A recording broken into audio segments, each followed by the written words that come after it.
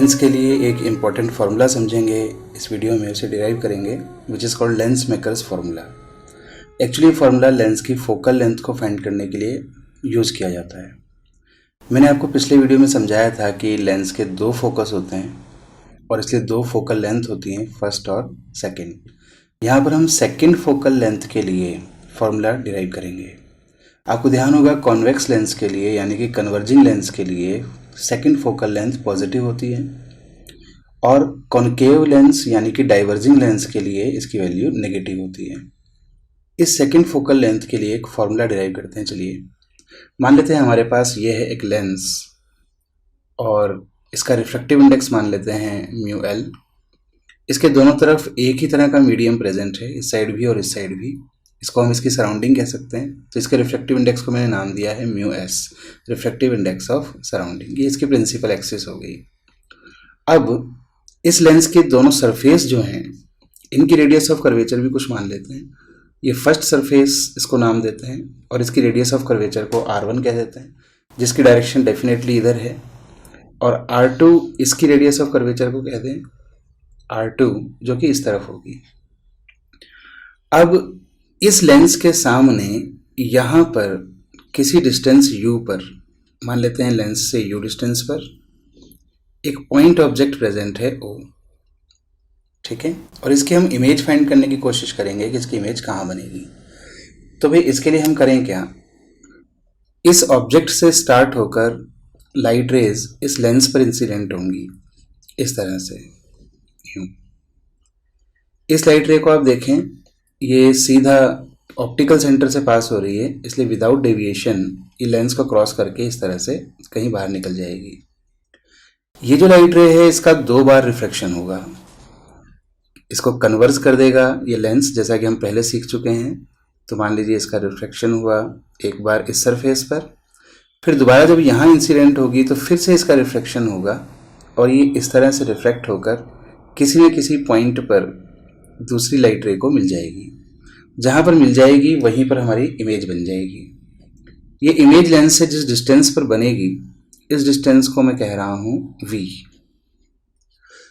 तो एक्चुअली यहाँ पर ये इमेज जो है वो 2 रिफ्रैक्शन के कारण बनी है। पहला इस सरफेस से रिफ्रैक्शन, दूसरा इस सरफेस से रिफ्रैक्शन। इसलिए इसको फाइंड करने के लिए हमें refraction formula for spherical surface को यूज़ करना चाहिए, पहले इसके लिए और फिर इसके लिए।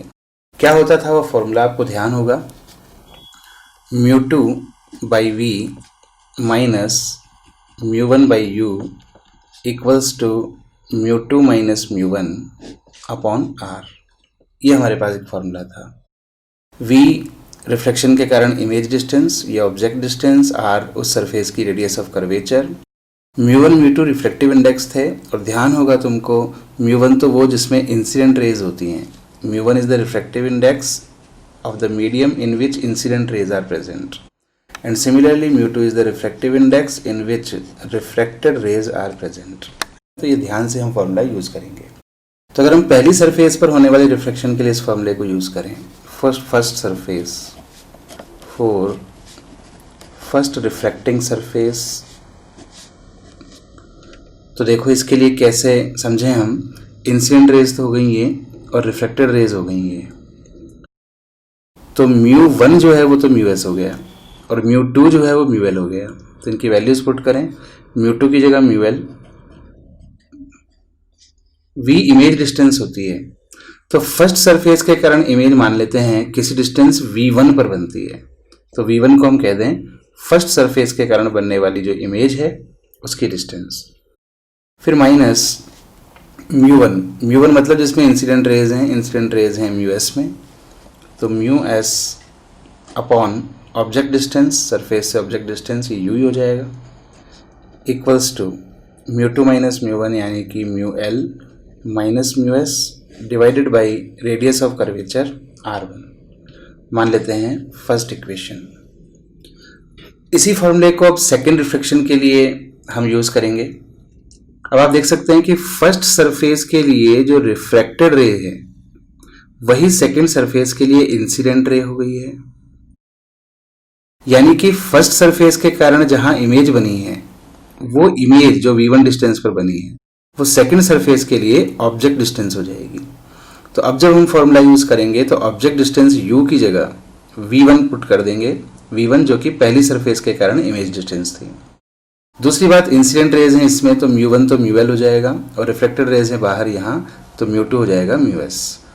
तो μ2 की जगह इस बार लिखेंगे हम μs।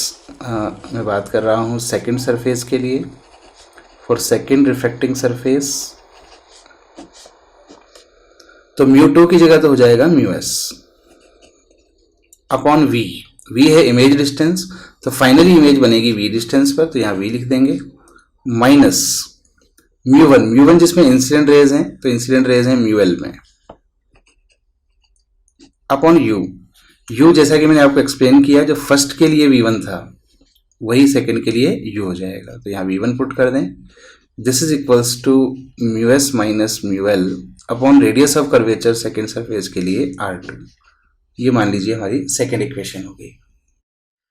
अब यहाँ पर हम v1 को एलिमिनेट करने के लिए दोनों इक्वेशंस को ऐड कर देते हैं, तो equation first plus equation second दोनों को ऐड करेंगे अगर, तो μl बाई v1 से कैंसिल, ये प्लस का बच गया, माइनस का बच गया, तो ये हमारे पास आ गया μs upon v minus μs upon u equals to this plus this, तो μl minus μs upon r1 and plus μs minus μl upon r2। आगे सॉल्व कर लें, μs इस पे से कॉमन आ जाएगा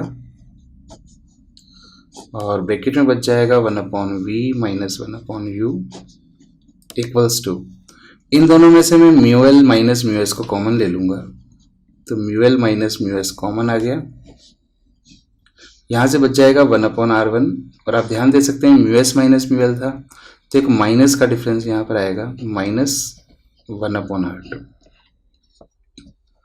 इस μs को इसके अपॉन में ले लें तो हमें मिल जाएगा 1 upon v minus 1 upon u equals to, μs को यहाँ लेंगे अपॉन में तो ये बन जाएगा μl upon μs minus 1 into 1 upon r1 minus 1 upon r2। अब यहाँ पर आप एक बात ध्यान दें, ये जो रिफ्रैक्टिव इंडेक्स का रेशियो लिखा हुआ है ये क्या है, ये है μl अपॉन μs, यानी कि refractive index of lens with respect to surrounding. तो इसको हम एक नया नाम दे देते हैं म्यू, और ध्यान भी रखेंगे कि म्यू क्या है, refractive index of the lens with respect to its surrounding. तो यहाँ म्यू पुट कर दें तो इक्वेशन हमारी बन जाएगी, हमें मिल गया 1 upon v minus 1 upon u equals to mu minus 1 into 1 upon r1 minus 1 upon r2। इस फॉर्मूले में फर्स्ट फोकस की अगर फोकल लेंथ फाइंड करनी हो हमें तो वो भी हम फाइंड कर सकते हैं इससे, सेकंड की भी फोकल लेंथ फाइंड कर सकते हैं अगर हम उनकी डेफिनेशंस जानते हैं, उनका मतलब जानते हैं। जनरली हमारे लिए इंपॉर्टेंट होती है सेकंड फोकल लेंथ, क्वेश्चंस में भी वही काम आती है, और ये लेंस मेकर्स फार्मूला जो है वो एक्चुअली सेकंड फोकल लेंथ के लिए फार्मूला होता है, f2 के लिए। तो हम यहाँ पर सेकंड फोकस की बात करेंगे। फॉर सेकंड फोकस क्या डेफिनेशन थी याद करो, f2 हम किसको कहते थे सेकंड फोकस, तो एक लेंस में एक्सिस के पैरेलल आने वाली जो रेज होती हैं, पैरेलल आने वाली रेज वो लेंस से गुजरने के बाद जिस पॉइंट पर मिल जाती हैं उसी पॉइंट को हम क्या कहते थे, f2। अब इसका मतलब क्या है, देखो इंसिडेंट रेज कहाँ से आ रही हैं, ये पैरेलल हैं क्योंकि तो इनफाइनाइट से आ रही हैं, इसका मतलब ऑब्जेक्ट जो है वो इनफाइनाइट डिस्टेंस पर प्रेजेंट है, और इमेज जो है मिल कहाँ रही है यहाँ पर, तो इसका मतलब है इमेज यहाँ बन रहा है, तो इमेज डिस्टेंस जो है वो सेकंड फोकल लेंथ के इक्वल हो गई, और इसको हम f से ही डिनोट करेंगे सेकंड फोकल लेंथ को। तो यहाँ पर अगर वैल्यूज पुट करें हम तो v की जगह तो f पुट कर दें, तो 1 अपॉन f माइनस u की जगह इनफाइनाइट, तो 1 upon infinite equals to mu minus 1 into 1 upon r1 minus 1 upon r2। तो ये फॉर्मूला हम लिख सकते हैं फोकल लेंथ के लिए, 1 upon f equals to mu minus 1 into 1 upon r1 minus 1 upon r2। This formula is known as lens makers formula, इसको हम क्या बोलते हैं, लेंस मेकर्स फॉर्मूला, ठीक है ना। इसको जब यूज करें तो दो चार बातों का बहुत ध्यान रखें। जैसे एक तो म्यू का ध्यान रखें कि व्हाट इज म्यू। तो mu is refractive index of lens with respect to surrounding, जैसा कि हमने इसको डिफाइन किया था। R1 R2 ध्यान रखिए रेडियस ऑफ कर्वेचर है। अब जब इस फॉर्मूले को यूज करना है तो R1 R2 की वैल्यूज विद प्रॉपर साइन ही आपको पुट करनी है। जैसे इंसिडेंट लाइट की डायरेक्शन को हम हमेशा पॉजिटिव मानते हैं। जैसे यहाँ इस सिचुएशन में लाइट इस तरह से प्रोपोगेट कर रही है तो ये डायरेक्शन हमारी पॉजिटिव हो गई।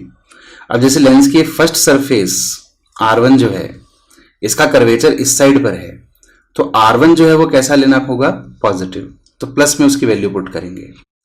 R2 इस तरह से है तो उसकी रेडियस ऑफ कर्वेचर इस तरफ है, opposite to propagation of light, तो उसको नेगेटिव लेंगे। तो R1 R2 की वैल्यूज प्रॉपर साइन के साथ हम पुट करेंगे। अगर प्लेन सरफेस है तो रेडियस ऑफ कर्वेचर उसकी इनफाइनाइट पुट कर देंगे और इससे आपको F जो है वो भी विद प्रॉपर साइन ही मिलेगी। अगर कभी आपको इस फॉर्मूले से F की वैल्यू पॉजिटिव मिल जाए तो आपको समझना चाहिए कि भाई पॉजिटिव सेकेंड फोकल लेंथ किसकी होती है, कन्वर्जिंग लेंस की। तो लेंस का जो बिहेवियर है वो कन्वर्जिंग लेंस के जैसा है। और अगर F की वैल्यू आपको नेगेटिव मिल जाए तो इसका मतलब आपको समझना चाहिए कि लेंस जो है वो एक डाइवर्जिंग लेंस की तरह बिहेव कर रहा है। ये बात ध्यान रखेंगे। अच्छा, एक और बात, आप इस इक्वेशन को गौर से देखें, 1/v minus 1/u equals to mu minus 1/r1 minus 1/r2। और इस इक्वेशन को भी देखें, इन दोनों के RHS सेम हैं तो हम इनके LHS को भी सेम कर सकते हैं। तो हम यहाँ पर एक फॉर्मूला और लिख सकते हैं, 1/f equals to 1/v minus 1/u। ये जो फॉर्मूला है इस फॉर्मूले को कहा जाता है लेंस फॉर्मूला। लेंस फॉर्मूला ये कौन सा फॉर्मूला है, फोकल लेंथ, इमेज डिस्टेंस और ऑब्जेक्ट डिस्टेंस में रिलेशन हो गया। तो ये भी हमें ध्यान रखना चाहिए। आपको याद होगा मिरर फॉर्मूला, उसी तरह से लेंस फॉर्मूला है, उसके ऑब्जेक्ट और इमेज डिस्टेंस में एक रिलेशन हमें देता है। दोनों ही फॉर्मूले ये सिर्फ थिन लेंस के लिए ही यूज किए जा सकते हैं। क्यों? क्योंकि हमने जब इसको डिराइव किया तो देखो इस सरफेस से हमने डिस्टेंस, इस सरफेस से डिस्टेंस सेम ही मान ली ऑप्टिकल सेंटर से, यानी ऐसा तभी मान सकते हैं जब ये लेंस कैसा हो, thin lens. So this formula is true for thin lens on